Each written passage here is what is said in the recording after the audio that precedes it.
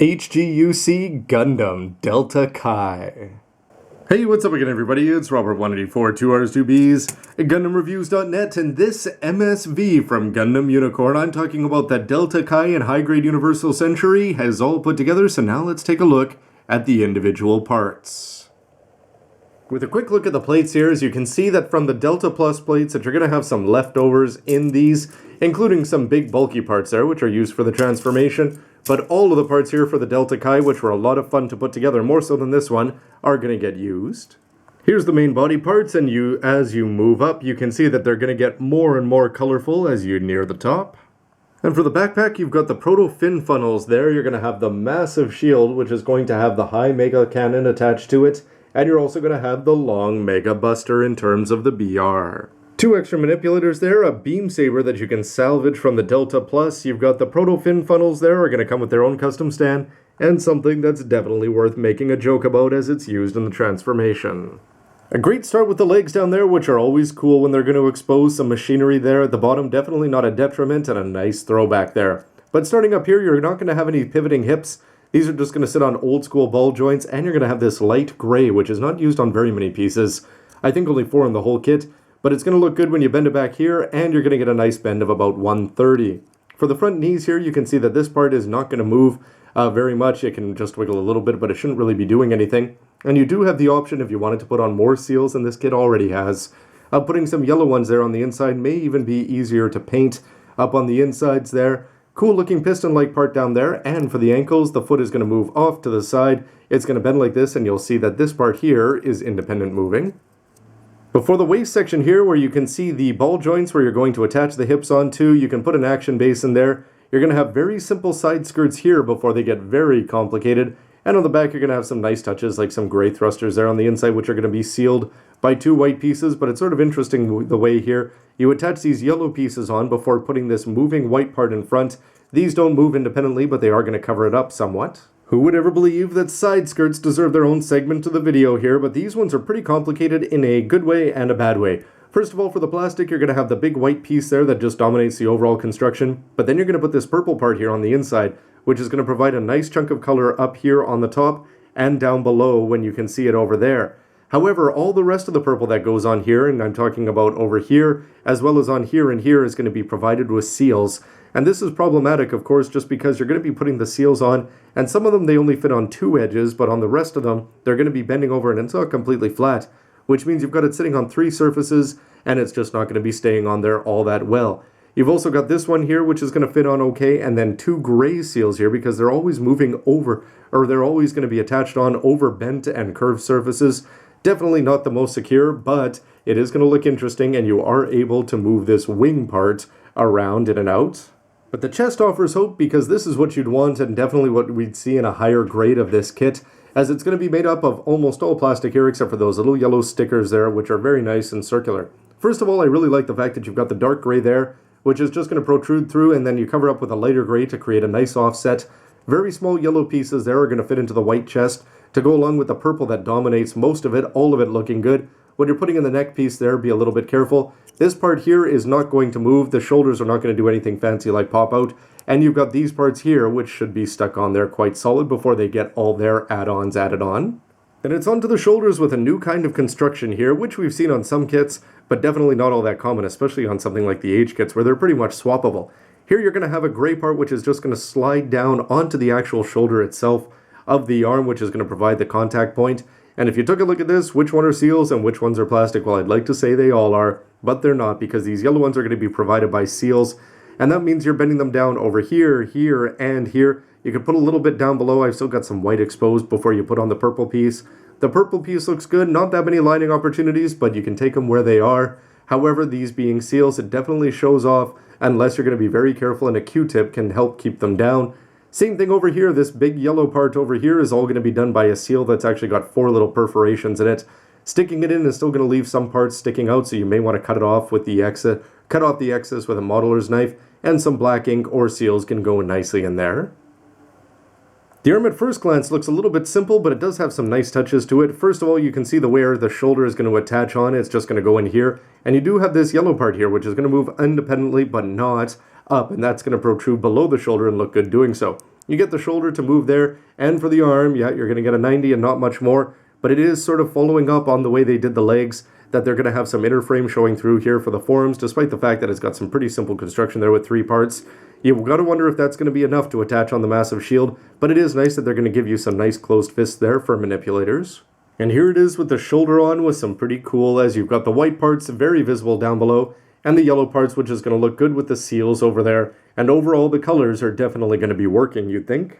When you see this kit together with its dominant white color scheme with all the yellow and purple on it, when you see this weapon in hand between the long Mega Buster, it's really not going to stand out in any way, shape, or form, just because it's going to have that green seal there for the scope. Lots of nice little details if you wanted to go and paint this up, especially to metallicize it.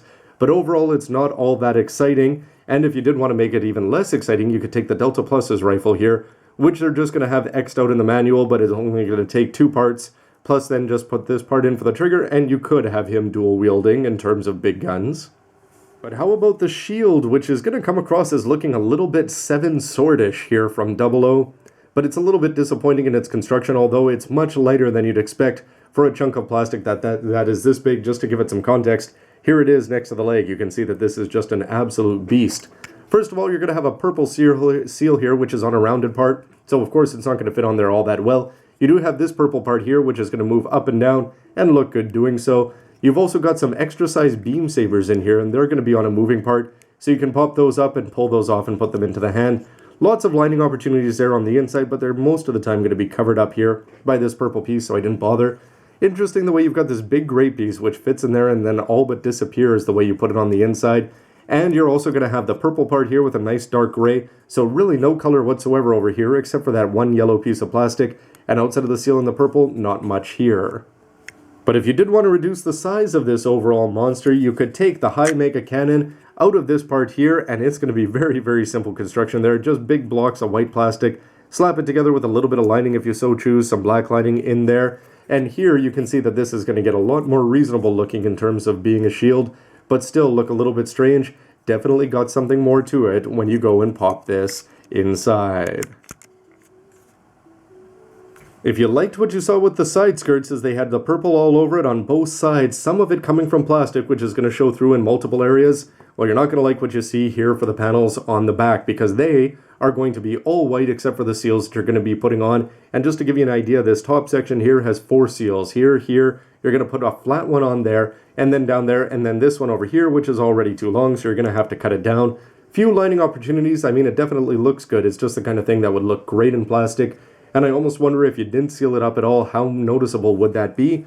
But whereas some of the other weapons may have disappointed, including the shield, the proto-fin funnels, I've got to say, are a big plus here. And that's due in no small part to the fact that you're actually going to have 2 big solid pieces of purple that weren't used for the rest of the body, as that's all going to be provided in seals.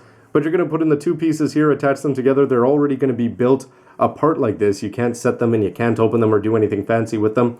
But you could put some lining there on the inside. Yellow seals down here at the end are definitely not as bothersome as some of the other seals in the overall kit, but I think they're going to look great over the shoulders with just that little bit of yellow exposed, and more importantly, a lot of white and purple. And you're also going to get the bonus that I wish more kits with funnels would come with, is that you're going to get 2 of these stands here. They're going to sit flat and not really take up a lot of space or plastic, but they are going to launch it off at a cool angle if you don't mind him attacking from knee height. And almost wrapping things up here is this monster, which is definitely going to catch the eye, as it actually takes a fair bit of time to put together when you consider that it's just going to be a core block that you can just put inside for the parts former. It's going to be a big gray piece here, and these parts I've just stuck on in a variety of silly places. But when you put it all together, you're going to take the last of the 4 of this light gray, put it on with the white and the purple, and this is supposed to mimic the chest here, which is not going to be used for the transformation whatsoever, but they do a nice job of at least keeping the colors in there. Even going so far as to take some nice yellow pieces and put them in there. Again, that would have been nice if they had taken some yellow pieces and actually put them in the shoulders, which are going to be recreated here in a smaller size, where on this side you're going to have a normal one, pretty much exactly the same. Purple piece, yellow seals there. Over here you can also put on a yellow seal, but you'll notice that it's going to be flat compared to the regular ones that make up the shoulders. And even here it's going to be a little bit smaller, and they're going to be giving you seals. Finally, it's the head that's going to be taking us home with a simple and yet pretty cool design, I'd say. In terms of construction, you can see that it's not all that well put together there, as it can split front to back pretty easily, and it's just got a simple camera lens back there. I didn't go with any lining because if you take a look at the pro-painted ones around the box, They really didn't overline this kit. And for the front, for the actual color, you're going to get that face paint there with some edging, a purple goatee. The color variations below the eyes, that's going to be provided by seals, and it doesn't fit on there all that well, so you may even want to cut it down. But you are going to have a purple part up there for the jewel, and on the side, that all-important yellow, which is going to go with that nice motif for the whole body. Those are just going to be seals. Would be nice if you painted them up, but some lining underneath or behind them can really help it. When it's all together, you can see why the price is going to be $2,600 from the massive amount of plates to the massive amount of plastic and all the weapons that you're going to get. Of course, you can get a few extras like the beam saber and stuff like that, but the weapons overall, a little bit disappointing. The shield is going to be very bulky, very light, hopefully not have weight problems. This looks like fun, but for something this size, you'd expect it to be more than just a block of white. Definitely the win for me is going to be these proto-fin funnels, which seem like a lot of fun.